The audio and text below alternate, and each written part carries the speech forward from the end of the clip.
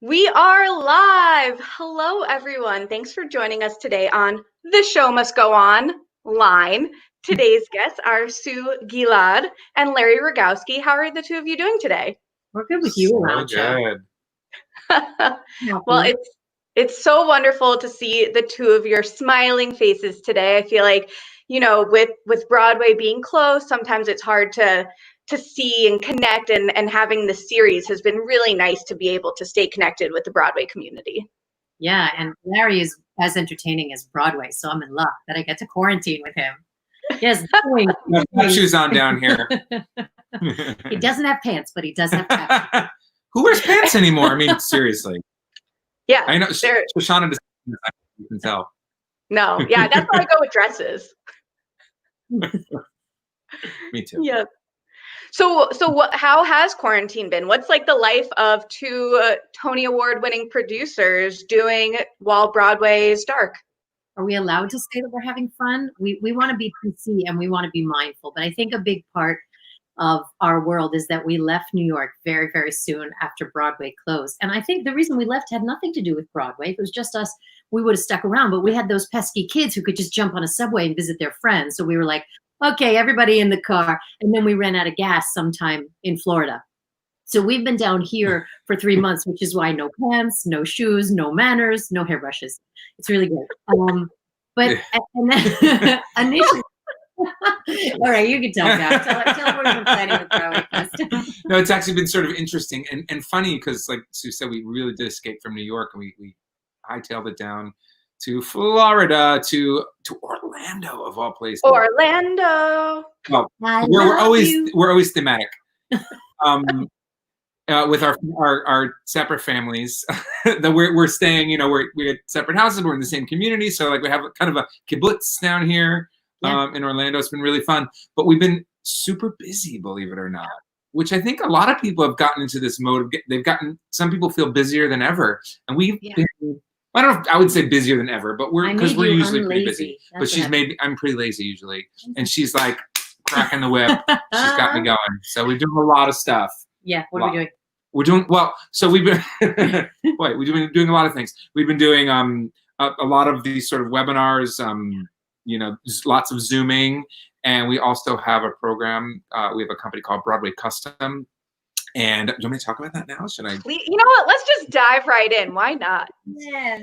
The Broadway Custom is something that we started just a few years ago, and it's typically a live class. It's for youth, so it's ages 10 to 18. And it's intensive and it's customized specifically to what these kids want to learn and who they want to meet in the Broadway community. So we really tailor it to the group that we have. And we thought, we're not going to do it because here we are. We can't customize it the way we love to. However, we realized that we actually could. And we can hire the Broadway community, which we feel amazing is important now. And we think it's our job to keep Broadway alive to the best of our ability. And that means making sure that the kids still feel connected to it and can show off their acting and singing and dancing and stage combat and dialects and meet casting directors and agents and surprise stars. So we're really excited. And, we're also introducing the shows that people haven't had the chance to see yet, shows that we're big fans of, like Mrs. Doubtfire and Six and Company, which is one of our shows, so that we can make everybody, keep Broadway in the center of the conversation because, man, even when it's closed, Broadway is fun. Right? It's amazing how Broadway, like all the videos that have been coming out, like Company, as you said, like I haven't been able to see it on Broadway yet, but that recent video that we just saw of like everyone, Bobby, I was like, now I just need Broadway to open so I can go back there. That's, well, good. We did our job then. Our advertising agencies did our job, because that's the whole thing is, keeping it fresh and alive is, I think, the challenge for every business right now. So Broadway is not left out of that. But luckily, we're pretty entertaining. So that's good. Someone said, could you do one of your Broadway shows like, on Zoom? I was like, yes, that's called film. That already exists as a medium. That one we know about already. Yes, it's almost like that exists in another realm. Actually, wait, funny you should say that because I saw that you produce Significant Other. Is that right? Oh, did you watch it? Did you I watch did. it? It was so good. Wow. I missed it when it was performed live. So I was so happy that I could see it through the interwebs. The fact that we had the same cast too was so dreamy, I think, because the cast was just great together. And it was interesting to see it this way because it's very, you know, should be made into a film, I think. It's it just has that feel, you know. And when it was on stage, it was really impactful, but it was I want to say more impactful. Should we tell SHO when you totally and completely agree with us? This is what we always say. 100%. 100%. 100%. From 100%. 100%. I love that. Yes, yes, yes. All about it. And it's so funny. Sorry, I feel like we're all learning these new skills now that we're in quarantine, and I have this like fancy new setup, and y'all can like comment. I see Noah, I see Ashley chatting away. Thank you. And I can also like say, I can add this little Go Broadway custom. What? Oh, how cool. I like the setup you have. This is neat. Thank you. My friend Chelsea Hill talk about like commissioning and like keeping people's businesses alive. I commissioned her to like upgrade my BYU show logo, and I love what she did. It's super fun. You must have a background in journalism. I don't know. Oh, funny. You should bring that up. But yeah, it's very fun to have a journalism career, but also be a passionate Broadway fan. And that's like the two worlds that I'm colliding.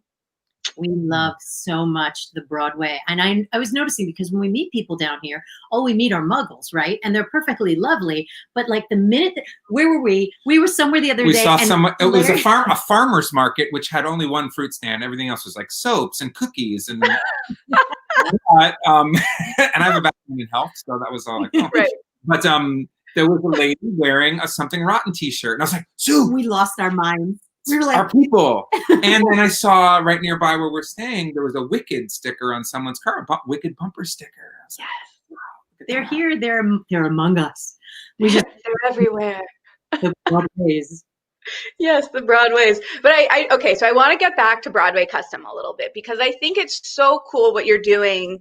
Because like the children are our future, right? So keeping them engaged, and like I was that Broadway kid that I grew up in New York, and I would go into the city, and actually two of my camp friends' birthdays are today, and we used to like meet up in the city, like some were from Long Island, some from New Jersey. I grew up in Westchester, and we'd like take the train into the city. And we would see like whatever student rush or normal rush they had. And we would just run from like box office to box office until we found like tickets for that day. And that was like my childhood. Oh, so I think the reason we created Broadway Custom was exactly the same thing. Shows like I wanted this when I was a kid. We wish we had it when we were kids. Oh, man. It's like it's all the stuff that we wanted to have. You know, it's like Yes. we can actually we can do that. We can bring that to these kids. We mostly do it for us. We meet people we want to meet. No, but it's the amazing thing is we do want to make everybody's dreams come true. So our artistic director does individual Skype calls with the teen or preteen and parent together and suches out like, who are your favorite shows? Who are your favorite performers? And then poof, magically, you can't be surprised when someone shows up, you know, and pops in. And normally when we do it on site, we go see Broadway shows, we go backstage, we go on stage, and then the next day, invariably someone from the cast comes in and either is on a panel of wonder studies or is teaching the closing number in a dance combination. So what we're going to do this year via Zoom is we're going to make it equally special, but the kids will each get a box before the class starts. Our first week is August 3rd to the 7th. So they get a box, and then each day inside the box are things to open. So it might just be a company t-shirt. It might just be a phantom hat, so that everybody feels a sense of community. And then of course you're going to get surprise swag in there. We really love making it so personalized. So when we did it, and as kids came in and registered, they got little text videos individualized to them from someone who was in a Broadway show that they said they had loved. And that was, you know, people can keep that forever. That was before Cameo, by the way. Yes. Yes. The original. It is rigorous. It's rigorous acting, singing, dancing. You know, normally you walk out with resume and headshot, 16 bars, 32 bars, monologue, and dance combinations. You'll probably do everything this time except the headshots, but I think we're gonna get everybody a Zoom light. So we're gonna have a conversation about how to audition for theater via film, because, you know, a big part of our Moulin Rouge auditions and callbacks were like this. So really? Yeah. And I just want to add it, and it's not about like a bunch of business kids doing our class. It's made for, you know, kids that just have a passion and a love for theater. So you don't have to be like an amazing talent to be in it. You might be. So it's a real nice mix of kids too. That sounds like me. Passionate, but not necessarily at that level. Okay, we have all different levels, and it's kind of amazing to see them all work together too. Our artistic team, our trainers and our leaders come from the place of like such abundant love that everybody gets to their most true, authentic self. I mean, you're going to have heaps of fun doing it, but it might just be a kind of coded self-confidence week. Shh, don't tell the kids, just tell the parents. Self-confidence, what? Yeah. That's great. You know, they're those ages can be heartbreaking. We've been there. I don't know how we survived that. That was a mess. I know. It is amazing. So how did the two of you meet and then like come up with this idea? Oh, so it was a dark bar. No. I'll tell you the honest to goodness story of how we met. Show. I was in an off-Broadway show that was, you know how when you do questionable theater, it's when you meet your best friends, right? So I was in a show called Take It Easy, but it was so bad that we called it Take It Elsewhere. And my dance partner was the single funniest person I had ever met. And he would always be like, okay, I brought Entenmann's chocolate chip cookies. They're on the prop table stage left, and we have to eat them on stage before Act 2 starts. On stage. Okay, go. Or like, you know, shenanigans. And he was talking about, can I out you? I can, of course. Who am I talking to? Oh. And then he was talking about his boyfriend who was working down at Disney for the year. You're going to love my boyfriend when you meet my boyfriend. I was like, shut up about the boyfriend. I'm already in love with you. Boyfriend comes up from Disney, and I was like, okay, goodbye, dance partner. My new best friend. And that was before there was an internet. It was or the year specifically was Rent. The year that Rent opened on Broadway. Yeah, like because we were 1996. That was, and that was it. I said, okay, we're going to be friends forever, A. Yeah. But you know, I don't think there was a B at that point. I don't think, hey, want to win a Tony Award? Let's do that. Right. So over the years, though, we've had several businesses together. We just love hanging and working together. We should be sick of each other. We should be sick of each other. It's amazing. We're not. Yeah.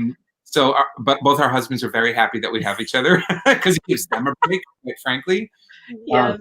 Don't play in traffic with Larry. They're just in charge of the cooking, really. We do all the entertaining. That's true. We don't have any real skills. Well, anyway. Yeah, you two have no chemistry at all. None. We've actually been producing together for about 5 years now. Yeah. We started together with a disaster, literally disaster, and insider secret. Larry's Hubs is good for many, many things, but one of them is he was one of the creators of Disaster. Oh, cool. It is true. It is all about who you know in the world, because the producing team, in particular, the lead producer, just welcomed us in because basically what we said is, what do you need us to, like, you know, tote that barge, haul that bale? We'll do it. And the producer said, oh, great, you're so enthusiastic. Here's all this random stuff to do. And we got to hang out and be part of the team, which is actually, as I'm seeing further in the business, quite rare.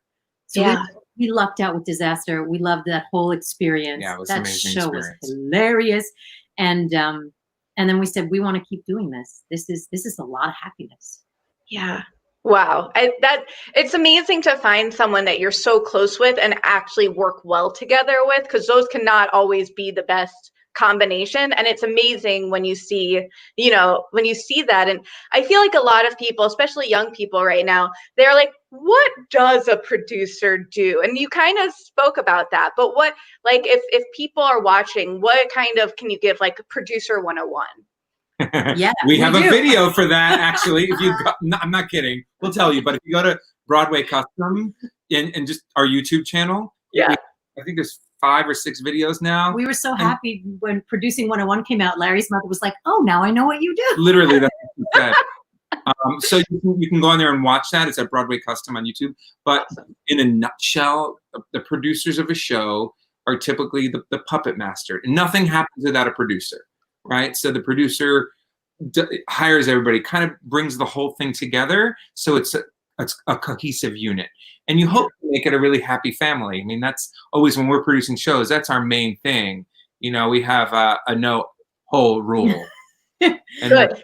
Each one is its own entrepreneurial venture, which is what I really like because I have ADD. So you take the Other Josh Cohen, which far and away was the greatest learning experience for us because we were and are deeply in love with our writers. And normally I wouldn't necessarily recommend that, but somehow it really worked. And basically the way we produced that show is we said to our writers, what do you guys want? You want the West Side Theater? Let's figure out a way to get the West Side Theater. You want an album with Sutton Foster and Hank Azaria and Brian Darcy James? Let's get an album. So we had the most incredible experience putting that show together. And we were really elbow greasy with that because we didn't have a Broadway budget, but we were in the Broadway box. So we were competing without a Broadway show. So we just, and we were shameless. Literally, anytime I picked up my phone, I never said hello. I always said the Other Josh Cohen. That is how like laser focused we were in getting people to that show. And but that's what happens. I mean, you say, you know, like you have to get obsessed about your shows in order to make it successful.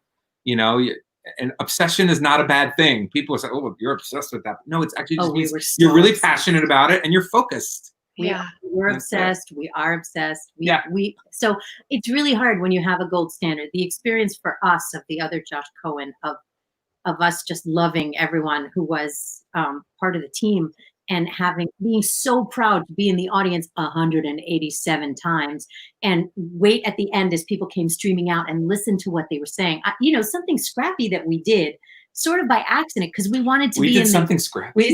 I can't believe it. Is we would stand, the West Side has this really great lobby and we would stand in the lobby just to listen to what people were saying as they were coming out. So if we had to tweak the show and the people most effusive, finally, on show number 3, I was like, hi, my name's Sue. I'm the producer. You seem to like this. Would you like to bring back a group of friends? If you bring back 10 people, your next ticket's complimentary. And in that way, we discovered that groups was going to be a key to keeping the Other Josh Cohen alive. Wow. That is so scrappy. I love that idea. Yeah. And we were there. I mean, I would say we were groupies on that show. Where they were like, oh, the producers are here again. I don't know how many shows the producers are that much, but if you love it, and it's a kind of show. It was 90 minutes. You could watch it over and over and over. It was just wonderful. So fun. Actually, Sue, I think I met you after the Other Josh Cohen last year. I told you to bring 10 friends. It was like right before Valentine's Day because I think you were like, oh, we're doing like a Valentine's Day special, and there was a talk back, and like it was amazing. It was so much fun, and I interviewed, I think, the Other Josh Cohens. Like and you were there, and it was just like, as like a fan, as a reporter, I was like, oh, cool. It's so nice to know the producers are like still so passionate and here. So like, great job. Thank you for coming. Did we give you chocolate? We gave most everybody chocolate when they came around Valentine's Day. No, I didn't get chocolate. Now I'm sad. Chocolate. Send it right through the computer waves. Nom nom. But yes, your show, and thank you for championing it. That's so nice. Always. It's true. Like, and Ashley saying passionate, not obsession, such an awful connotation, right? Like, passion is such a positive thing. We want to be passionate. We tell kids, like, what are you passionate about? And then you should pursue that. So like, why as adults should we not still be passionate? We are ridiculously passionate to the point where we have a hard time doing things we don't want to do. I get that. Actually, 10-year-old also has that problem, I've noticed. So maybe it's not just me. Well, it's so a lot of when you're getting like, when you're deciding what shows to produce, right? Because there are so many shows and so many options and so many levels. Like, is there something that specifically, like, there has to be something for you to choose it? Or is there something that like that special sauce? Yeah. That's the special sauce. I think, and you know what? It takes a little while to hone that in, I think, to sort of, and you still never know, like, what's going to hit. I don't think you can worry about, like, what's going to be a big hit or what's going to win a bunch of awards. Like, you have to sort of put that aside when you're looking at a show. For me, and, it's always about, for both of us, it's like, Does it hit first? Does it hit you here? Yeah. Thing number one. It has to hit you in your heart. It's got to hit you in your gut to speak to you. And then we look at all the other stuff like, okay, well, other people feel that way. Is it going to be commercially viable? What's this moment like right now for this type of a show? So a show like Jagged Little Pill is a good example. Actually, I was a little not on my own with that, but I went to go see an early workshop of it, and Sue couldn't go. She was out of town. Puffy McPufferskins when you came and out. I saw that thing, and I stood because I walked in like a little bit just before it started, so I just stood in the back, and I was riveted. I was a mess after Act 1, and then after Act 2, of course. And I was like, we have to be. This is our show. We have to be part of this. And Larry's better at this than I am. When he came out, and I couldn't see his eyeballs from the puffiness, he was like, "Well, I do." I was like, "Yeah, I got it. Jagged. Yeah. I'm in." And it's funny, I was not like a huge Alanis fan. I mean, I like her, fine, but I wasn't like, you got Alanis Morrison. For me, it would have been like, oh my God, Iron Maiden has a musical. We're producing Motley Crue, The Dirt. We are producing it. It wasn't like that. Yeah. More so, okay, his music. But man, it just, the show. So it really just spoke to me. And then, what is, Moulin Rouge. I'm just thinking of the shows that we have right now. Moulin Rouge, by the way, we agreed on that immediately. We looked at Moulin Rouge, that title alone. We both love it. That's our seminal time frame too, that film. So, and the fact Moulin Rouge is something that is so jubilant and joyous and spectacular. I wouldn't necessarily wish a pandemic on anyone, but a show you'd probably want to see coming out of a pandemic is Moulin Rouge. We were joking the other day, maybe we could change the script a little, that Satine doesn't die at the end. Oh my goodness. Consumption, like maybe. Just, made it all happy. But those were no-brainers. And then Company, I did the show Company, and I will tell you that I was absolutely excellent in it because I think there's no recording of it, so I'll say that. You were really good as Bobby, yes. And not to put too fine a point in it, but I did that show in, I think, the summer of '97, and I got married in '98. It literally exorcised my demon. I wasn't going to marry anybody. That is not what I was going to do. I didn't need that chattel. And then I did Company, and it really deconstructed my ideas around partnership versus ownership. Wow. So I like that show a lot. And then, you combine that with Patti LuPone and Katrina Lenk, and and it's our hometown. Well, we did Angels in America with Marion Elliott. She was the director of that, and we love her. We love her work. She's so visionary, and a woman, also a woman director, and like we always want to champion women. We do like the girls. We do. We like the girls and the gays. We're theater people. So for us, again, it was like can do no wrong with that one. Yeah. And that was all came from here, like artistically, like we know it's just going to be glorious. Yeah. The Other Josh Cohen, which is the first show that we were lead producers on. One of the writers, Steve Rosen, and I had done summer stock. I got married, and 5 minutes later I was doing summer stock with Steve Rosen. So I'm guessing it was the summer of '98. And he was just the kind of person that 20 years on, if he says, listen, I have a script and you should read it. I'm like, read it? I want to produce. You're Steve Rosen. I'm the captain of your club. I remember I was reading the script on my phone on the subway way home, and I was laughing so hard that people were actually getting up and moving, which is a good, when now that we are in the middle of Corona, if you need to be on a subway alone, laugh like a hyena and people will leave. Well, that's also another good example. So she loved it so much, and she called me about it, and we were really looking for a show to lead produce, and she sent it to me, and I was like, I'll check it out. She told me the history of it. 5-10 minutes into it, I immediately called her back. I said, this is our show. I didn't even finish it yet. I was like, this just had the right vibe for us. I was like, this is it. It had all the values that we espouse. It had the energy that we loved. Like, it makes people happy. And we, despite the Angels in America on our resume, we like happy. Right. And except for Jagged. Anyway. I like happy, but we also, stuff that says something. That's, also that's relevant for now. Mm-hmm. So we're also the producing team of The Outsiders, which is going to be opening, next year is what it's looking like. It's totally not official yet, but we're supposed to be literally playing right now in previews, I think, right now. Right? Yes, I was sitting next to Ralph Macchio. Let me explain to you how this is going to go. C. Thomas Howell was going to be on my right. Ralph Macchio was going to be on my left. Tom Cruise was going to be sitting behind me in the audience. I had the whole thing mapped out. Everything. There's another one, and we're looking forward to that, but it's going to everything's delayed. You know, it's almost like the So- year that didn't happen. Right. But that one, the same thing. We were like, oh, it got us, and also the history for us. Yeah. And then we thought, okay, amazing title. Kids, it's still on kids' reading list in schools. It's on your daughter's. I have to reading tell list, you, right? SHO, we went to go tour my son's middle school last year. Yeah. They had the English table where they had all the books for 6th grade, 7th grade, 8th grade, and they had this in the 7th grade pile. They had The Outsiders at the bottom, so I very neatly put it on. Oh my God, this is not. What are you doing? It's not even a bookstore. Always promoting, always producing. I love it. Yeah, but that's going to be a good one, and it's full of all that teenage angst that you just kill to get back, right? Everything you want to live vicarious through, and very pretty boys, which we enjoy, all the things.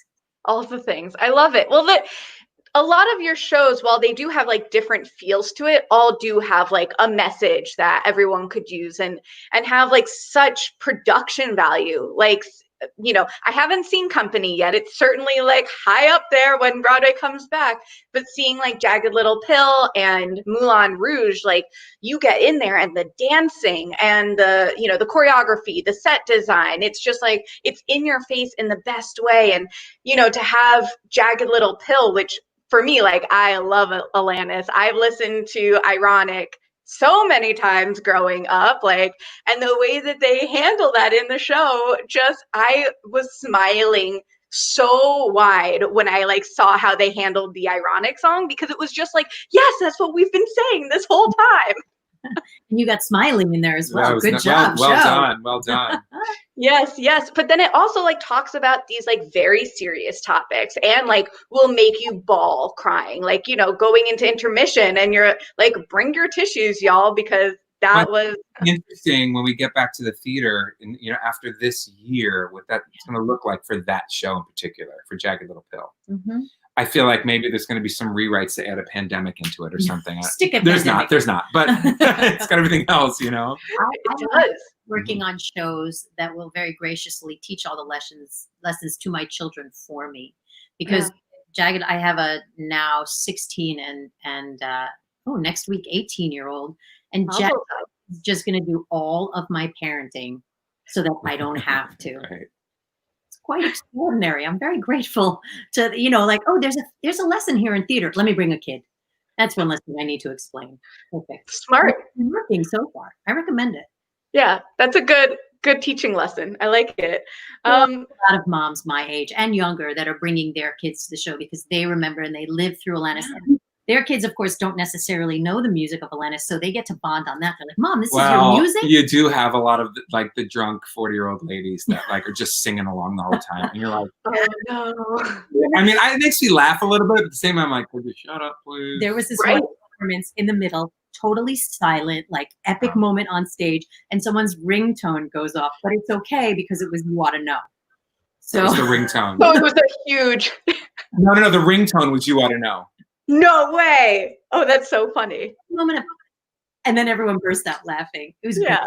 Yeah. Oh, that's pretty funny. I do love like if there's something that's gonna go wrong, it's amazing when it's something so like insider baseball. But the You Ought to Know, when I sat front row center at the first preview of Jagged Little Pill, and when you get the rush forward of You Ought to Know, and now Drama Desk Award winner, Lauren Patton, very exciting. It's like your face is just blown off in the best way. I have loved Lauren since Fun Home, and I took my daughter, apropos wildly inappropriate, I took my daughter, who was 13 at the time, to see The Wolves.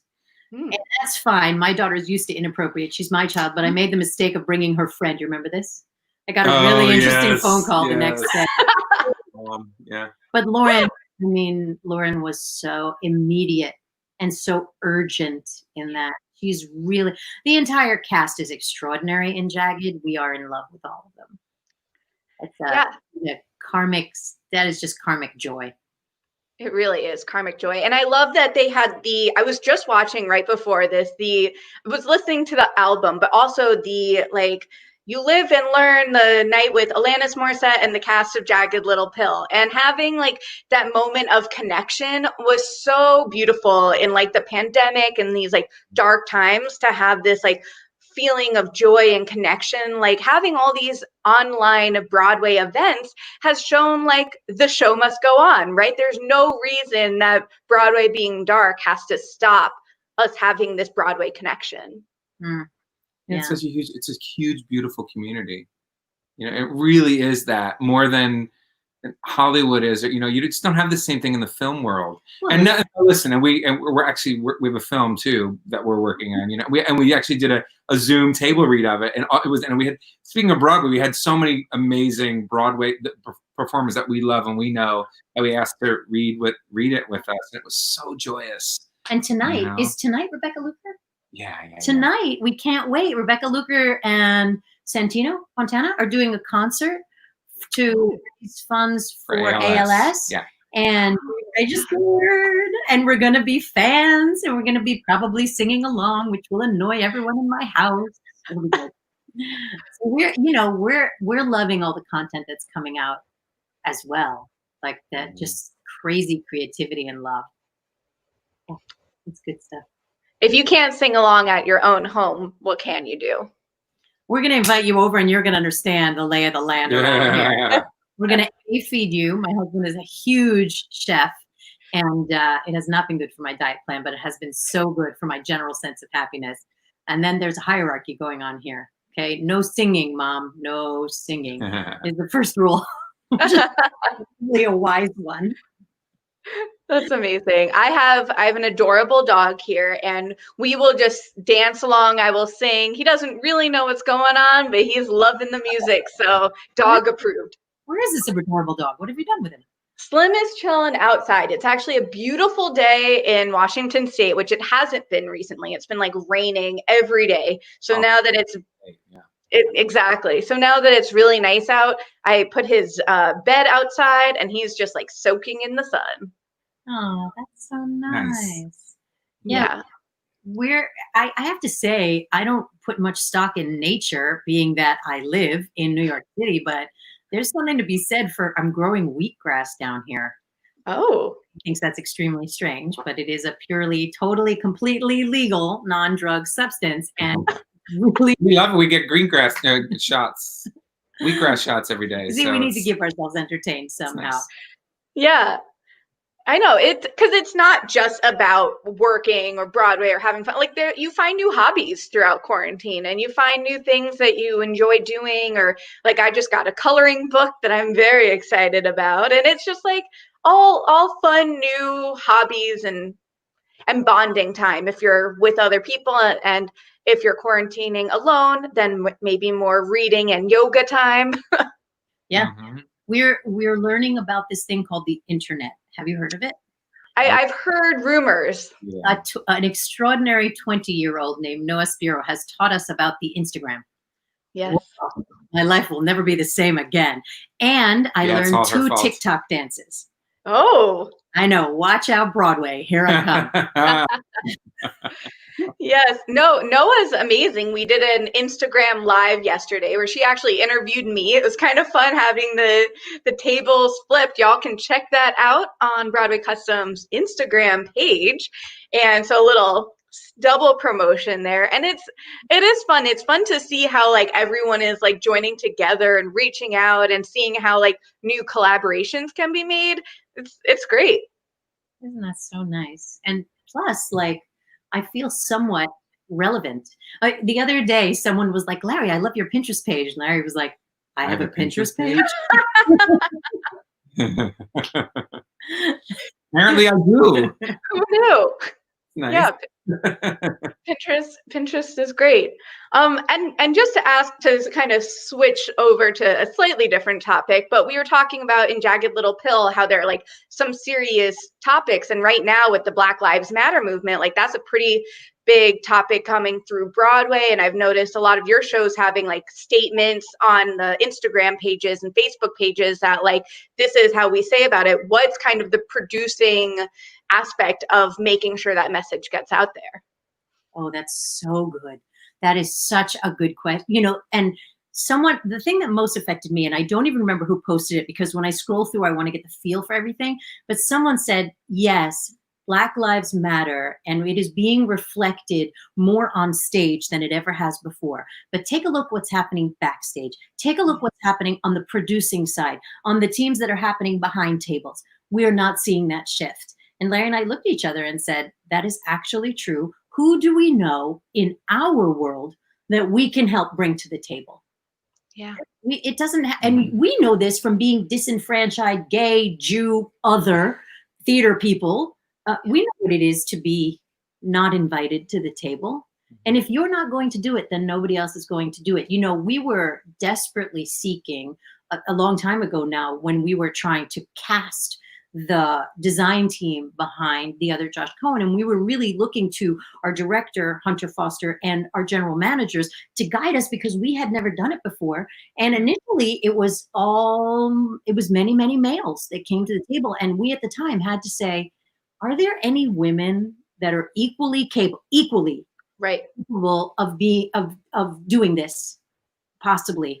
And we got a female set designer, but it took a little something. And I feel like we have to really turn our attention to every other community, but particularly right now, the Black community, and say that same sentence. Is there anyone who is equally able to do this, who we didn't consider because it wasn't in the awareness? And now it's everywhere, and it's all our responsibilities. Awesome. Like, we all need to take that on, and just, it's, you know, it's this whole new awareness now, and we're learning right along with it. You know, we have blind spots too, and I think it's something to constantly work at, you know, and become more aware and better, and hopefully we'll get to a point where there really is like a beautiful rainbow, like a really really a multicultural rainbow happening across Broadway, you know, like giving everybody that opportunity. A great Comet looking table. Yes.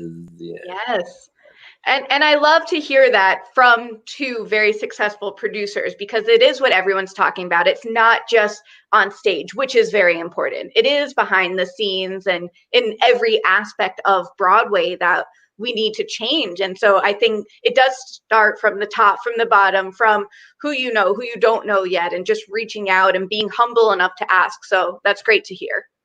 It's a relatively small producer community on Broadway. Larry and I spent, when you were allowed to be in the same room with other people, Larry and I spent a really good amount of time reaching out to people whose work we respected, and who we didn't know, and saying, can I take you to a coffee? Do you mind if I swing by your office and bring you some foodstuffs, and can we just get to know each other? And by the way, that works on us. If you offer us food, we will probably meet you. Chocolate, coffee.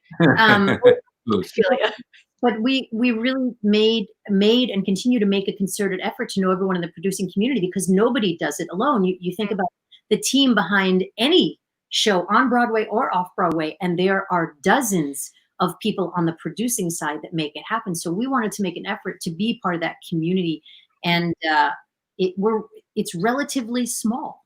You know, I wouldn't say we know everyone, but we at least know of everyone who is a continual and a consistent player in the industry. So what is it? Oh, sorry. Now I just want to say there's room. There's more room, you know? The world is wide enough. Well, my hips are wide enough. Because, you know, the COVID-19, that's no joke. Maybe the COVID-29. Anyway. Oh, you are very funny. I appreciate talking with you very much. So what is it like on an opening night for producers? Fun. Stressful. No, it's actually not. I wouldn't say it's stressful. Okay, so it is super duper fun.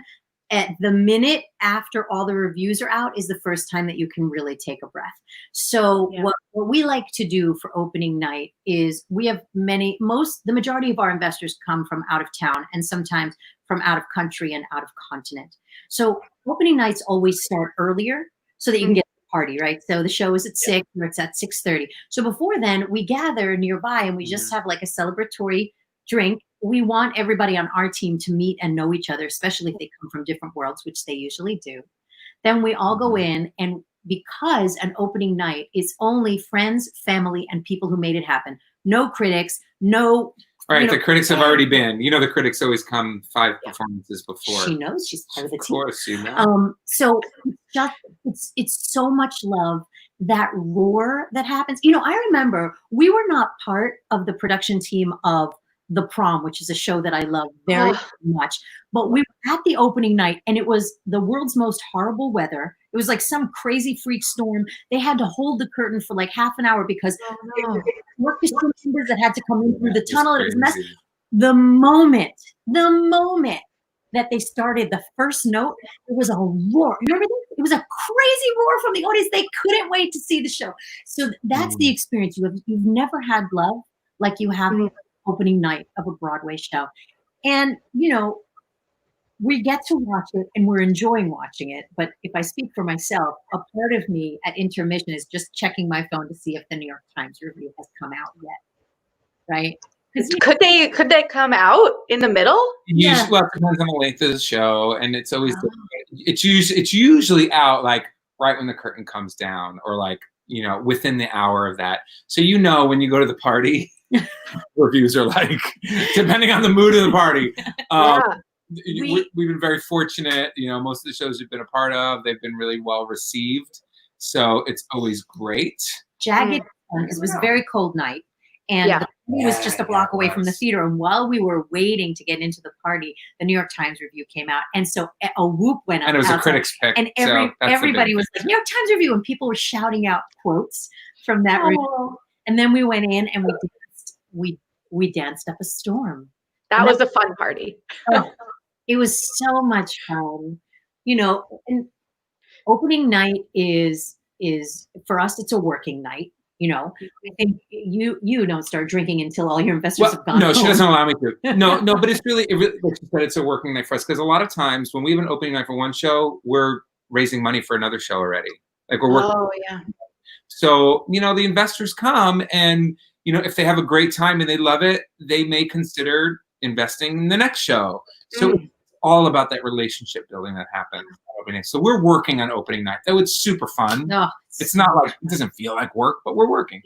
Yeah, fun work. Do you ever feel like the review should come out the next day so you could just properly enjoy the party, or do you like it? No, I think it's no for ticket sales. No. Yeah. Oh. I mean, you know, remember like in the old days for the internet, like the, you know, the whatever time, I don't know what time it was, but like they'd come in with the newspaper, the reviews are in, you know, so it was much more delayed.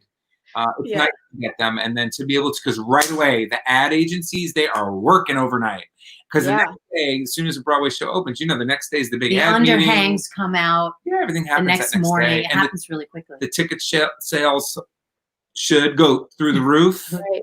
You know, the next day. I remember going by the box office of Moulin Rouge the day after opening, and it was like, was just unbelievable. You know? We were actually saying, should we buy tickets right now? Are we going to be able to get tickets for our family when they come in Thanksgiving weekend? The answer is no, we were not able to get those tickets. That was a very good problem to have. Yeah. Yeah, it is funny to see the difference right before, like during previews or right after opening, or like right before the Tony Awards. Like if there's something that like really feels like it's gonna be a hit, like you should get in early, because otherwise you might be shut out or ticket prices go through the roof. Yeah. Yes, they do. Which is great for you. Yeah, although, you know, that is, you just hit on one of the central issues that we have around Broadway itself, and its lack of accessibility, because a Broadway show ticket is exorbitant. Now, we understand why a Broadway show ticket is exorbitant with our 17 union contracts, and we're in the prime real estate in the United States, but there are some incredible programs that are happening now that are majorly subsidized so that people can get it who have never seen a Broadway show before. I just read, I don't know if the statistic is true, but I'm going to declare it anyway, that over 96% of people have just never seen a Broadway show or never seen live theater. It's some crazy statistics. So we want to make it more accessible. And, you know, this is a great experiment during a pandemic to see if theater will translate. Like, one more thing before you, then like one of my favorite shows of all time is Bandstand. I had nothing to do with Bandstand. I just fell hook, line, and sinker for how beautiful of a show it was. And then it was professionally directed and as a film, and I couldn't stop watching it. I mean, I was happy to purchase it for whatever that donation was and then just watch it over and over. My kids came in, they're like, You're watching Bandstand again? We all watched it. We watched it on the big screen once, and then I went back. So for me, seeing Bandstand live was thrilling.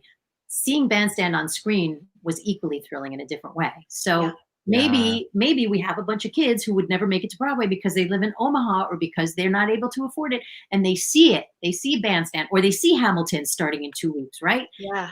It just captivates them. There are all sorts of ways to get discounted tickets. Of course, we know things like TDF, and there's all sorts of subsidies. But I tell people, especially young people who are kind of scrappy, just go to the theater that night, because chances are there's going to be somebody who bought a bunch of tickets and a couple of their people in their group didn't show up. Happens, I think, almost every show. Yeah.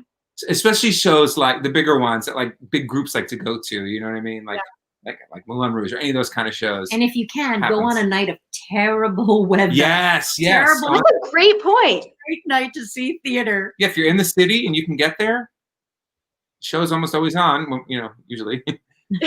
Yeah. No, that's such a great point. I always tell people about doing that and just go to the box office, because you never know. Like, if they don't have it, okay, then like go have lunch, in Bryant Park or whatever. But if they other 41 theaters. What? Go to one of the other 41 theaters, just walk up and down. Right, exactly. Like, that's the beauty of Broadway, is there are just so many theaters, and inevitably, like I was saying with my friends, like we would just walk up and down theaters, and that's how we would see new shows. Like, I remember seeing 13 as a kid, and I hadn't heard of it, and then I became obsessed with it, and I still know all the lyrics to this day. Ariana Grande, who? I know. Jason Robert Brown is one of my favorite composers. I am blown away by the music of the Bridges of Madison County. And my go-to song, if I want to be in a good mood, is The Old Red Hills of Home from Parade. It's such a beautiful crafter of music and words harmoniously. Just love. But I will tell you about 13. I'm now married to a Muggle. We met as we were both extras on a Pizza Hut commercial. He had just finished acting school. He was an artist, like he liked Chekhov and Shakespeare, and I like I'll change kick. And anyway, but now he's like a dude, right? So we go to see 13, and it's a bunch of kids. And the first 5 minutes, he's kind of like this. And I said, "Listen, if you want to, we can leave at intermission." Now, what's with that statement, Show? 13, no intermission. Yeah. No chance. So now escape. Now he only pretty much comes to openings with me. Oh. How we knew Moulin Rouge was a hit was we went to the opening in Boston at the Emerson Colonial, and during intermission he was like, "Oh, sister, I'm your date." No, she was like, I remember when it was opening on Broadway, she's like thinking like who would be really great to have as her date. She's like, he's not going to want to come, and next thing she's like, he wants to come. That's a big deal. That's a good sign. It's a hit. And it's so funny. Like, whatever you love, your family will not love. So my daughter's 17th birthday last year happened to fall on the final dress rehearsal of Moulin Rouge. And there's nothing better than a final dress. Things go wrong. It's the best to be in that audience. And I said, save your birthday evening for me. I have a surprise for you. And the train is trundling towards 42nd Street. She turns to me and says, "We're not seeing a show, are we?" Literally. And I'm like, what a spoiled kid. Like, this much faith in me. So we go. People are swallowing swords during the pre-show. She's kind of like perplexed. End of Act 1, she goes, "Holy." And I was like, "Woo, best birthday ever." So sometimes even the ones that aren't so into theater. Yes. Oh my goodness. I could not imagine my mom or someone taking me to a Broadway show and being like, "Oh, not another Broadway show." Right? Well, that's what you get. My other daughter, she went with her school to see Macbeth a few years ago when it was on Broadway, which is a show that I would not take her to because no dancing girls. What's the point? And she came home and she said, "So it wasn't really like a Broadway show because we sat in the balcony and we didn't even go backstage after." Spoiled. Oh my goodness. Well, it's like I feel like we're living on two different universes. That's like the definition of a Broadway show. I love it. Good times. But this makes me happy because it makes me think all those magical moments, going through this journey together with an audience, something that as we are learning, we cannot have on screens. You can't replicate that. You just No. You gotta be back in the theater. Yes. When it's safe for us to be back in the theater. Vaccine. Yeah. Yes, exactly. But it's so true that like these videos have been amazing to keep us like going through quarantine, but it'll never replace an actual Broadway show. Like you said, like I've watched Newsies and Legally Blonde and Bandstand, like all the ones that were professionally filmed, so we could watch them at home, and I love them, and I would still like to go see all of those shows again in person if I had the chance. You know, last night, I think it was Amazon, I'm not sure. Every Little Step, the movie was on, which is the casting of the revival of Chorus Line, and it features these old tapes of Michael Bennett when they were originally creating the Chorus Line itself. It was so transportive. I really felt like I was in a Broadway audience. It was lovely. Awesome. Yeah.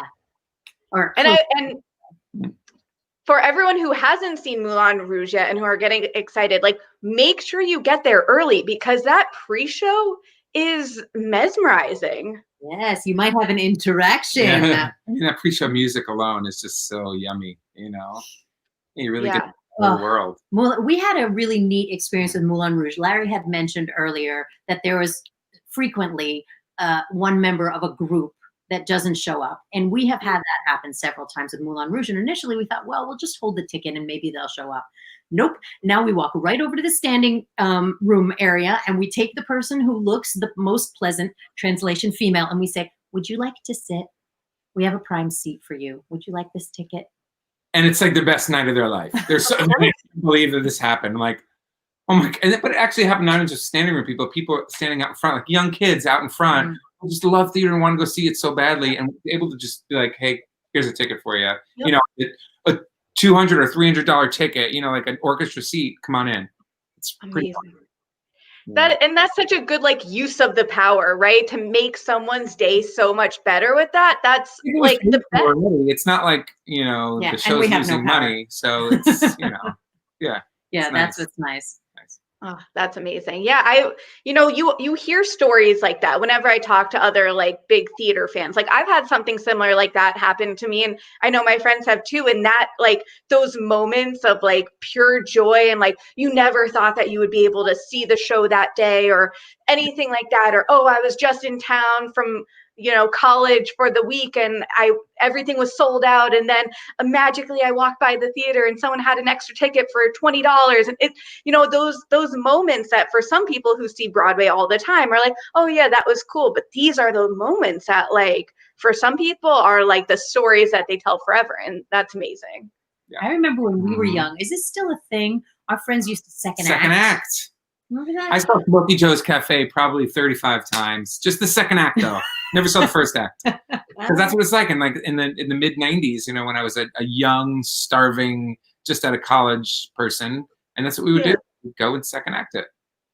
That's so I've heard of that. I've never done that. They stop people like because they make you show the ticket coming back in. Yes, so nerve. Yeah. Producers would have hated me back then. I would have hated myself. Well, it is interesting to be on the other side of the table because Larry and I were both actors, and as we've already established, we were brilliant. Videos. So we are very much on team actor. You know what I mean? Which gets us into trouble sometimes, albeit. I mean, it does. Like we kind of let some things slide because like we see it from the other side, and so. That's something that we've learned about ourselves too. I think that's a good. Last night, even watching Every Little Step, when a big part of it is who's behind the table, Bob Avian and Jay Binder, the cast director, and I find myself understanding the plight of the people behind the table, and I'm like, wait, that's not right. That's not right. I gotta focus on my actors and who's gonna get the role and who's better for the show. And it's really interesting to see all sides of things. And I think being a well-rounded producer person makes anyone's job better. Everything is so well-rounded. Yeah, and then we can talk about gravity, but that's a whole nother, no need. I think it's a huge, big part of it. We are fans as much as we are in and of the industry, maybe even more. Yeah. Like I cannot wait to rock out to 6. I know every lyric to 6. It's my workout music, It's so fun. And I know we only have a few minutes left, but I do want to ask about like what was it like winning a Tony Award? You know, right now the Tony Awards have been postponed, so I feel like we haven't been able to talk as much about the Tonys, but like that moment, I want to know. Well, I'll tell you. So, you know, so it was 2 years ago that we won it for Angels in America, and you get to, and we felt like, okay, we think we have a really good chance of winning this Tony Award. Like, you feel really confident, but then you're there that night, and then you hear all the other things called. You're like, I remember turning to Sue and say, what if we don't win? And we both kind of were like, oh. And then you hear it, and it's just, it is the most exciting, you know, it's winning an award. It's winning a Tony Award. It's a freaking Tony Award. And then going up on stage with the crew and accepting that, and then getting a million messages on social media from like high school friends who saw you on TV and all that. Like, people really came out of the woodwork. And then being sort of ushered backstage right after you get the award. And then here's Sue and I in between, you know, Matt Bomer and John Leguizamo. And, you know, we're like, what's happening? You know, we're getting pictures of all these guys. And it's just, I spoke to John Leguizamo, but for the life of me, I cannot remember what I said. I think I said something like, freak, love, a star, something, you know, something like super articulate. Freak, love, star, yeah. I loved Freak so much. But it's exciting. Now, I'll tell you, when the award came home and my son saw it, he was 6 at the time. He's playing with it, spinning it around. He's like, how can I get one of these? Why isn't this mine? It should be mine. He was very upset about it. Oh my goodness. They are fun though. Yeah. Oh yeah, they're cool. It's cool. We were talking entre nous that Moulin Rouge and Jagged Little Pill would be in the same category, and that was, you don't plan for Tony Awards. You plan based on the shows you love, as we've already established. But I think one of the shows, Jagged, was meant to come in earlier and didn't. So they came in the same season. And, you know, at that moment you think, well, am I wearing a blue dress to the Tony Awards, or am I wearing a red dress to the Tony Awards? And which show, you know, am I more who are you sitting with? Because like, you sit with your and, you know, and all 3 shows most likely would have been nominated, right? They would have all been contenders, and we would have been like, I don't know where we would have sat. It doesn't matter because we're not there. So we have next year to decide if that happens. Yeah. But that it's just, you know, the cool thing I think about this year's shows is like, we just felt it's much more different now that we're a little bit further in the industry. We're still very young. But we're still very young in the industry. But, you know, the Tony Awards really do their job beautifully, which is to say, call attention to Broadway. Come and see a Broadway show. And if I'm being candid about it, Moulin Rouge does such a beautiful job by its name, by its spectacle, by its reviews, by the experience people have, that it would be smarter to say, Jagged Little Pill, you're doing beautifully well, but you don't have the international name recognition yet that Moulin Rouge does. I would be on Team Jagged. But if you come and see a Broadway show after you watch the Tony Awards, we did our job. It doesn't really matter which show. And I don't frankly know how you can compare Moulin Rouge to Girl from the North Country, which Larry and I saw, and he was laughing at me during Act 2 because I was a puddle. I was just a big She doesn't cry easily. Yeah. And I was like, what's happening? What's that liquid coming in your eyes? I was okay. Yeah. Usually I'm the crier, you know? I am too. Yeah. So Tony Awards, you know, really, really great for our entire industry. Does it actually matter? Is it a popularity contest? No, because if we have one more person who goes to see a show that wouldn't have seen it without the Tony Awards, we've won. Yep. Now, we want to win them. No. Don't get us wrong. But it really is about the industry as a whole, just bringing attention to it, like she said. That is so interesting, having multiple teams in one year. And it's like, you're happy regardless because you have so many contenders, and then for it to be paused right now, is that like, has there been like a producer conversation about that? Oh, lots. Sure. Yeah. endless conversations about when we coming back. Does anybody know? Nobody knows anything. I liked what you said earlier. I liked what Larry said earlier. Was that you said something wise, surprisingly, that, you know, it was almost like this is the year that didn't happen. Right. Like, okay, so we shut down March 12th, and we can see a world, although again, no one knows, we can see a world that Broadway picks up again in March, and we are part last season, which didn't get its Tony Awards, is now part of this season. So we just smush in whatever shows can open in that time frame, and we carry on with the Tony Awards. And they are the Tony Awards of 2020-2019 to 21. Right, but because everything's gotten pushed, though, probably most of the shows that would have opened are also going to be pushed out. Yeah, through a year. There's no way of. So I don't think it's going to be like 2 seasons of shows in one season. I don't think that's going to happen. Right. Again, who knows? Nobody knows. We're Sean, just conjecturing. Let me ask you: what would make you feel safe to go see a Broadway show again? What would you need to be in place? So funny you asked that, because my friend Julia and I were having this exact same conversation over like FaceTime yesterday. And I think it's tough, because part of me knows that like having a vaccine would make me feel comfortable.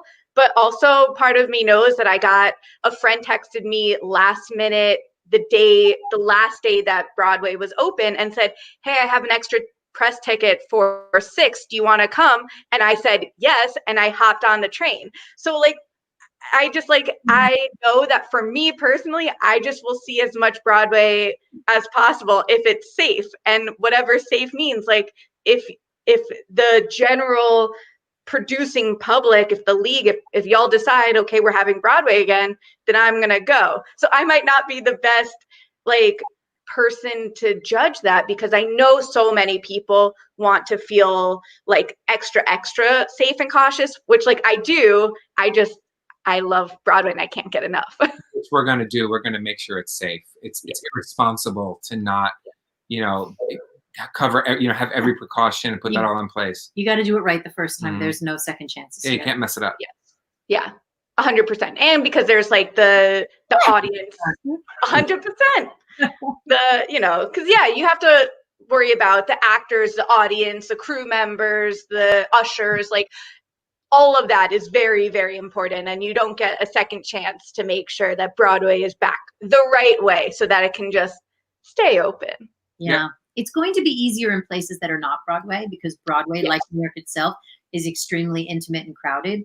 And I think about regional theaters or touring houses that are so spacious and luxurious. Every time we go see a show on the road somewhere, we're like, I know. You're sitting like this. I'm like, Mallory. I can walk right into the bathroom? That's amazing. I know. It's amazing. Yes. Well, I want to be very conscious of your time, because you've been so wonderful to chat with me. I just want to ask if there are any last thoughts you want to share, and any Broadway custom shout outs for people to look out for. Well, yeah, you have to tell us when you're coming to see company. We're hanging out in New York when we're all back from the corners of the United States. And with Broadway Custom, that's the website, BroadwayCustom.com. Our next 5-day intensive is August 3rd to the 7th. And be thinking, if you fit the parameters, if you are 10 to 18, not just in your mind, but in real life, if you are ages 10 to 18, be thinking about who do you want to meet? What are your favorite shows? What do you want to get out of that week? And then we'll do the rest. Yep. Amazing. Thank you both so much. And thank y'all for tuning in. The Show Must Go Online continues throughout quarantine. Tomorrow we have Gigi, or Giselle Mendez, who is in the Heights movie as an extra, and I got to see her on the set. It was a very fun time. We will be chatting all about that. So subscribe to B-Way Show YouTube for all of your favorite videos. And I now have a Patreon. We are called Showtreons, and just go to patreon.com/B-Way Show, and we have monthly live video chats, and you get exclusive content. So if that's something that sounds interesting to you, everyone should check it out. Thank you. It's pretty interesting. You're the best, man. Let's be friends. Can we be friends now? We are friends. Check. One less thing we need to do. Yes, exactly. Thank y'all. Bye. Bye, Show. 100% great. 100%. Bye, Show. Bye.